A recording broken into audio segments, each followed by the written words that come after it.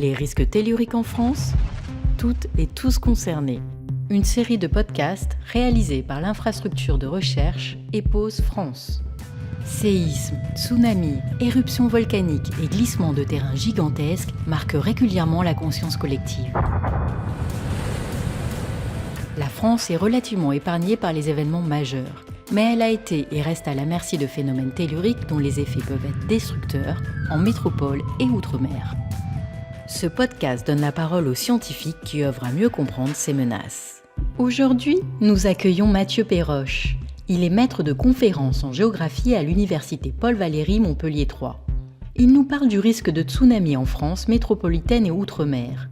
Il souligne que toutes les côtes françaises sont exposées, bien que le niveau de risque varie selon les régions et la fréquence des événements.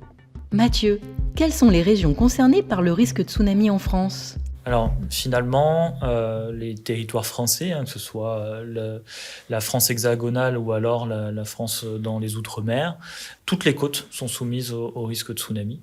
Évidemment, on n'a pas partout le même niveau d'exposition. On a des bassins pour lesquels le risque de tsunami est plus fréquent que d'autres, pour lesquels on a des hauteurs d'eau attendues qui peuvent être plus importantes que dans d'autres. Mais finalement, toutes les côtes qui bordent une mer, un océan, voire même un lac, pourquoi pas, en effet, on a eu aussi un tsunami dans le lac Léman, sont soumises au risque de tsunami. Quelles sont les différentes disciplines scientifiques impliquées dans l'étude de ce risque ? Face au risque de tsunami, et dans sa généralité, face au risque d'origine naturelle, on a vraiment toute une gamme de chercheurs qui travaillent, qu'il s'agisse des chercheurs en géosciences, qui vont davantage travailler sur la connaissance du phénomène, alors que ce soit les connaissances historiques, passées, dans la recherche d'événements, voire parfois très anciens, quand on fait des recherches de dépôts de paléo-tsunami, mais également à travers la modélisation numérique, essaye de reproduire des tsunamis passés ou des tsunamis probables et essaye de modéliser leurs effets sur les côtes à travers donc, la modélisation numérique. On a aussi des collègues psychologues en environnement qui travaillent sur la perception du risque de tsunami par les populations pour essayer de caractériser un petit peu quels sont les comportements que pourraient avoir les populations en cas d'événement réel. Et on a aussi tout un certain nombre de géographes spécialistes de ce domaine-là qui travaillent sur la caractérisation de l'exposition des territoires, qui aident à la planification de la gestion de crise auprès des autorités locales. On est vraiment dans une recherche-action auprès des populations, de la sécurité civile en général. Les travaux scientifiques ont-ils des débouchés opérationnels dans la gestion du risque ? Oui, tout à fait. Je viens de l'évoquer rapidement. C'est un aléa qui finalement est pris en compte depuis peu d'années. Le premier événement vraiment mondial qui a suscité une nécessité de prise en compte à l'échelle internationale et nationale a été l'événement de 2004 en Indonésie, à partir duquel les États se sont structurés, ont commencé à traiter de cette question-là.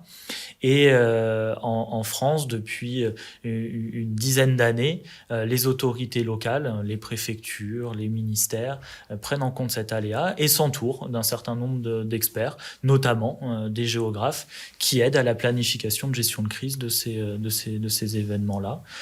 Depuis les maillons, depuis la population, on essaye d'amener des éléments de prévention, mais également auprès des collectivités, des mairies, pour améliorer leur capacité d'alerte et d'évacuation des populations.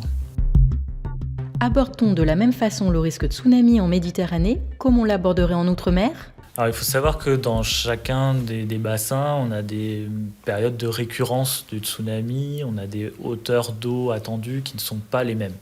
Donc le niveau d'aléa, le phénomène physique n'est pas le même entre les différents bassins. Il est vrai qu'en Méditerranée occidentale, on a quelques scénarios de tsunami qui sont proches, comme en mer de Ligure, pour lequel on peut avoir un séisme ressenti sur la côte, avec des temps d'arrivée d'un phénomène très court, ou alors un scénario un peu plus lointain, au large de l'Algérie.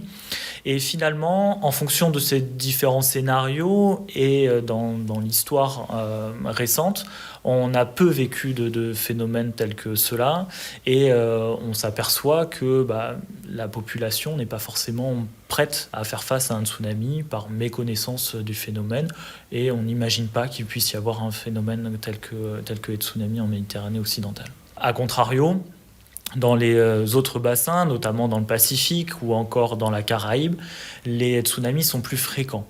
Les tsunamis ou les séismes majeurs ressentis. Je parle des Antilles, par exemple, qui sont situées à proximité d'une zone de subduction. Ils vivent des séismes assez régulièrement qui sont ressentis.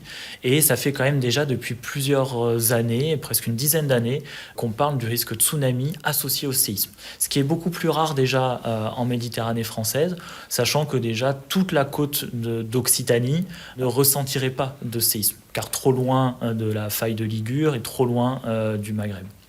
Du coup, il est vrai que sur les bassins caraïbes, on a quand même une population qui est plus réceptive, plus attentive, et aussi il y a des exercices qui sont faits régulièrement. Chaque année, on a des exercices de gestion de crise qui sont faits avec une couverture médiatique assez importante, et finalement, on a une population qui, petit à petit, prend conscience de cet aléa et s'y prépare. Merci Mathieu. Quant à vous, chers auditeurs, rendez-vous sur notre site web observateur.fr pour d'autres épisodes de notre série consacrée au risque tellurique en France.